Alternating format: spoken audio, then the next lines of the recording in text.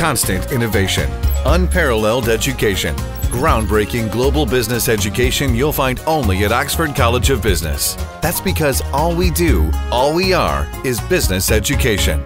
Russia placed temporary restrictions on imports of tea and all other Sri Lankan agro products from the 18th of December following the discovery of a beetle in a consignment of tea.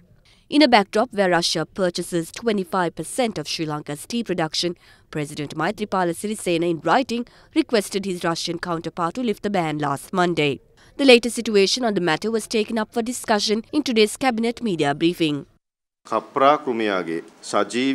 live larva of the insect copra was discovered in the packaging. The insect copra is in fact scarce in Sri Lanka. We are of the stance that the insect could have entered the container through other ports. I accept that the discovery of this insect would have an adverse effect for Sri Lankan tea in the Russian market. With this being Russia's winter season and with tea consumption falling during that time, I don't think there would be a significant impact if the situation could be resolved within 2 to 3 weeks. In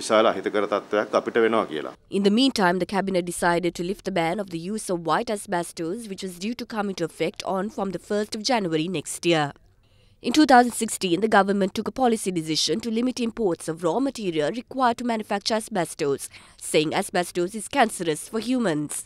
The cabinet, however, decided to suspend its decision to ban production, use and importation of material to manufacture asbestos in Sri Lanka with effect from the 1st of January next year. Russia annually exports 35,000 to 40,000 metric tons of raw material used for asbestos production to Sri Lanka.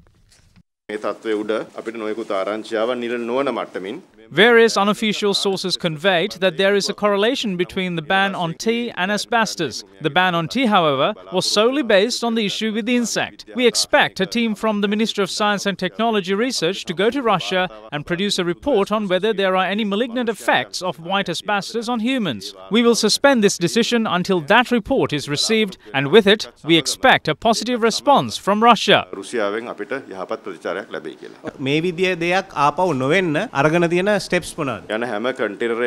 Every container is given a certificate from the plant quarantine from Sri Lanka. In addition, we expect to do fumigation, and that costs around 3,000 rupees per container. There are issues between the EU and Russia, and that's irrelevant to us. Our exports meet European standards, and if Russia wants us to go beyond that, we would agree.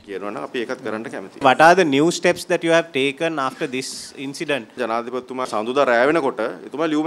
The President sent the letter by Monday night, and President Putin has that letter. We are addressing this in line with their procedure, and it cannot be done according to ours. Now we are awaiting a date from them to meet this organization. Have they informed before this tea suspension about... No, not officially. Officially, it is a Kurubina problem. රුසියාවේ තේ තහනමයි හේතුවෙන් යම්කිසි සහනයක් ලබා ගැනීමේ අරමුණින් මේ ඇස්බෙස්ටෝස් තහනම ඉවත් කරාද? ඒ මතේ තියෙන වැරද්ද මොකද කියන්නේ? What's wrong with that stance? And would it be a loss to Sri Lanka? Asbestos was banned on environmental grounds, and there still aren't any alternatives for it. The government cannot manufacture asbestos. It doesn't say that the ban would be lifted forever. It says that it would not come into effect on the said date.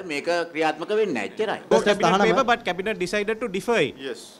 I think from the discussions that we've been having and what I have been saying for the last 10-15 minutes, and the fact that my cabinet paper and the subsequent one is the asbestos one, you can conclude that there is a connection.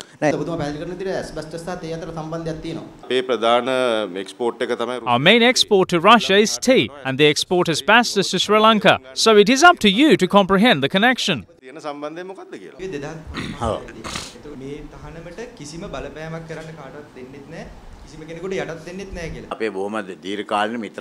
There shouldn't be a misunderstanding or an issue with a country which has been a long-standing friend. As such, we can conduct necessary discussions after postponing it. What's happened is that the ban, which was due to come into effect on the 1st of January, will not be implemented on the day. Once the issues are resolved, it will be implemented. The ban would have only been effective for orders on government contracts from the 1st of January. That's what's being deferred. said. In the meantime, politicians expressed views on lifting the ban on asbestos. A firm conviction based on scientific evidence that this was harmful to health. Otherwise, what is the reason for taking this action? How does the ban suddenly disappear at a cabinet meeting? These are knee-jerk reactions. No consideration of issues. No concern for the health and the well-being of the people. If there were substantial reasons for imposing the ban, those restrictions on asbestos, those can be changed only if there is new evidence to the contrary. What is the new evidence? What is the basis on which this decision is first taken and then reversed? What is the rationale? I think the public of this country are entitled to an explanation. The government should intervene and inquire regarding this issue, but this reflects our foreign and trade relations between Russia and Sri Lanka. So the government should inquire and rethink about our diplomatic relations with Russia. This is a big issue.